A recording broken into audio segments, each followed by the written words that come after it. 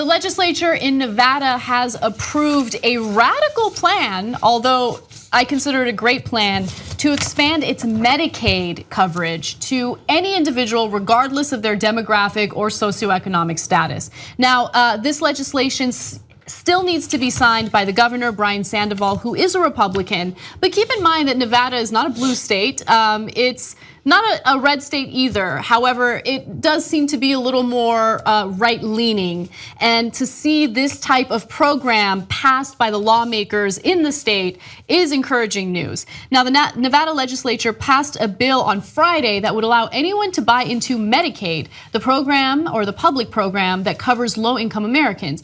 It would be the first state to open the government-run program to all residents, regardless of their income or health status. Also, consider the fact that under this bill, people who qualify for tax credits under the Affordable Care Act would be able to use those credits to buy Medicaid coverage instead. People who don't qualify for anything would be able to use their own money to do the same. The plan would likely sell on Nevada's health insurance marketplace, making it a public option to compete against the private health insurance plans also selling there.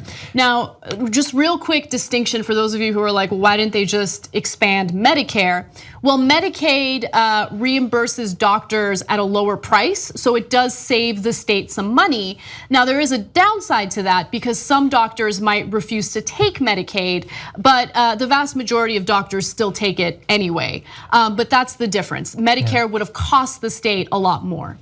Yeah, look, I think if this is what passes, then that's great because it both allows more people access to health insurance, which is at the end of the day, beyond ideology, that's the goal, is that people are actually covered. They're not worried about dying unnecessarily, their family's going bankrupt, their business is going under, all of that. That's the goal. And so if this does that, that's awesome.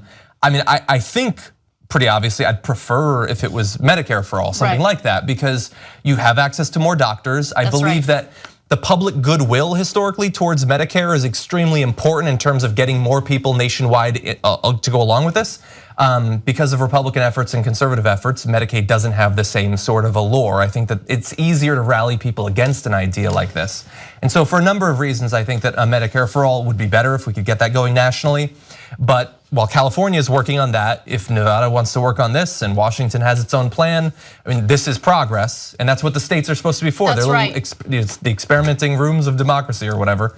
And so definitely a good move, especially coming just days after the California proposal. Let's remember the reason why we don't have a Medicare buy-in for people 55 and older right now is because of the vice presidential nominee of the Democratic Party in 2000, Joe frickin' Lieberman. Who I would always loved so much. He was the one who killed it. He would not allow that to happen. That was in the bill. That was part of it, and he said no, and they couldn't do it because they needed to. He was the independent at that time, and they needed him, and he wouldn't do it. Now, just to buttress John's point, let's go to graphic 24 because more doctors do accept Medicare over Medicaid. A federal or a recent federal survey estimates that 68.9% of doctors are accepting new Medicaid patients compared to 84.7% accepting new patients with private insurance. So that doesn't compare Medicare and Medicaid.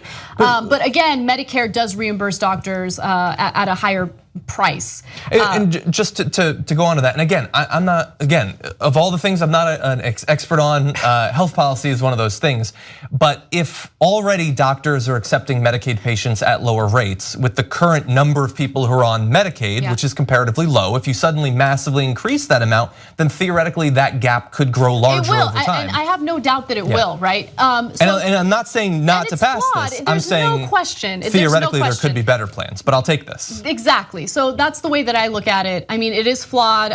Obviously, I wish that the lawmakers could do better, but this does prove that there's a hunger for a public option, and that's a great thing. Public option was polling at roughly 80% when Obamacare was being legislated. So yeah, people don't totally for it, but as we learned through the Cambridge study that we don't live in a democracy. Yeah. It is 80%, but I looked into those numbers, and that's not 80% of top donors. Yeah, right. So that's correct. It's irrelevant. I don't know why you brought it up. That's right. What's in TYT membership? Not gonna tell you.